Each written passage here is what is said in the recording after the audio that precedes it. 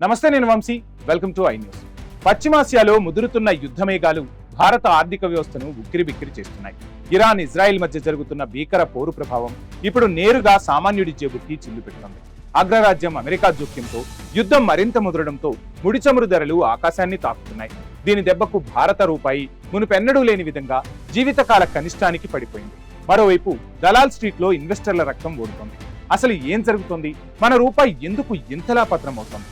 ఈ ప్రత్యేక కథనంలో చూద్దాం. భారత రూపాయి ఇప్పుడు మునుపెన్నడూ లేని విధంగా అత్యంత దారుణమైన స్థితికి చేరుకుంది. పశ్చిమాసియాలో ఇరాన్, ఇజ్రాయిల్, అమెరికా మధ్య మొదలైన యుద్ధం భారత కరెన్సీని పాతాళానికి తొక్కేస్తోంది. నేడు ట్రేడింగ్ ప్రారంభం కావడమే రూపాయికి భారీ దెబ్బ తగిలింది.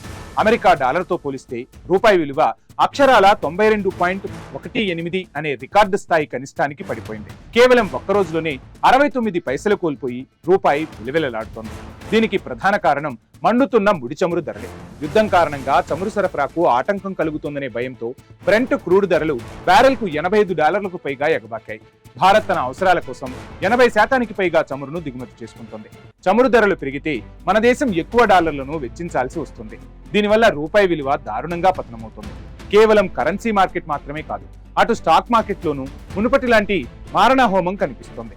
యుద్ధ వార్తలతో ఇన్వెస్టర్లు భయాందోళనకు గురై తమ షేర్లను విక్రయించడానికి పోటీ పడుతున్నారు. ఒకే రోజు సెన్సెక్స్ సుమారు 1800 పాయింట్లు పతనమవ్వగా నిఫ్టీ 550 పాయింట్ల మేర కుప్పకూలింది.